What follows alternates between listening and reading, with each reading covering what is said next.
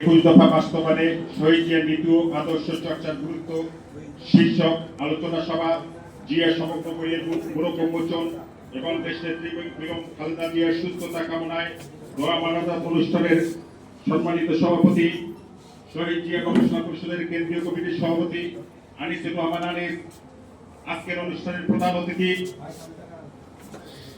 সাবেক ঢাকা বিশ্ববিদ্যালয়ের ভিসি, সাবেক রাষ্ট্রদূত, সাবেক বিশ্ববিদ্যালয় মঞ্জুরি কমিশনের চেয়ারম্যান দেশনেত্রী বেগম খালেদা জিয়া এবং তারেক রহমানের দৃঢ় আস্থার প্রতীক professor doctor Anwarullah Chowdhury sir, আজকে অনুষ্ঠানের বিশেষ অতিথিবৃন্দ, উপস্থিত সাংবাদিকবৃন্দ এবং আমার সুধীবৃন্দ, আসসালামু আলাইকুম। শহীদ রাষ্ট্রপতি জিয়াউর রহমান এদেশের মাটি ও মানুষের জন্য রাজনীতি করে গেছেন। তার রাজনৈতিক দর্শন আমাকে জানতে হবে, কিন্তু বিগত আওয়ামী লীগ সরকার শেখ হাসিনার স্বৈরাচারী এদেশের শহীদ রাষ্ট্রপতিকে জিয়াউর রহমানকে নিয়ে ব্যাপক অপপ্রচার করছে। বাংলার ইতিহাস থেকে তার নাম মুছে ফেলার জন্য ষড়যন্ত্র করছে। বাংলার আজকের আমাদের অল্প বয়সী শিশুরা আজকে তার দর্শন সম্পর্কে জানতে পারছে না। নতুন ভাবে শিক্ষা দিতে হবে, তাদেরকে জানাতে হবে শহীদ রাষ্ট্রপতি জিয়াউর রহমান এদেশের জন্য অক্লান্ত পরিশ্রম করে গেছেন। তার সবুজ বিপ্লব এদেশের মানুষকে খাদ্য স্বয়ং সম্পূর্ণতা এনে দিয়েছে।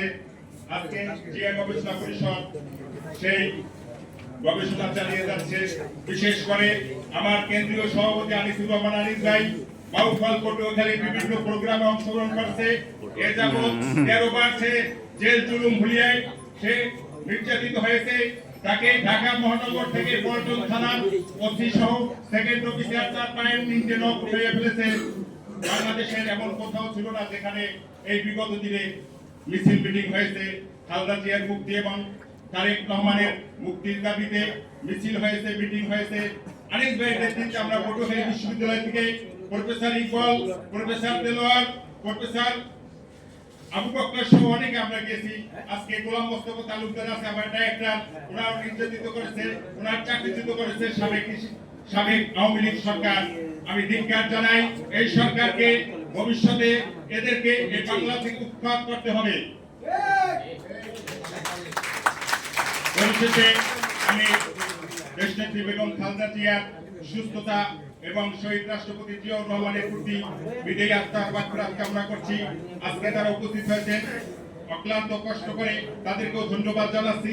বিশেষ করে আমার শ্রদ্ধাভাজন শিক্ষক ঢাকা বিশ্ববিদ্যালয়ের সাবেক ভিসি অনেক ব্যস্ততার মধ্যে আমাদের আজকে সময় দিয়েছেন, এজন্য তাকে কৃতজ্ঞচিত্তে আমরা তাকে ধন্যবাদ জ্ঞাপন করছি। সবাইকে আবারও ধন্যবাদ জানিয়ে বক্তব্য শেষ করছি। আল্লাহ হাফেজ। শহীদ রাষ্ট্রপতি জিয়াউর রহমান অমর হোক। খালেদা জিয়া জিন্দাবাদ।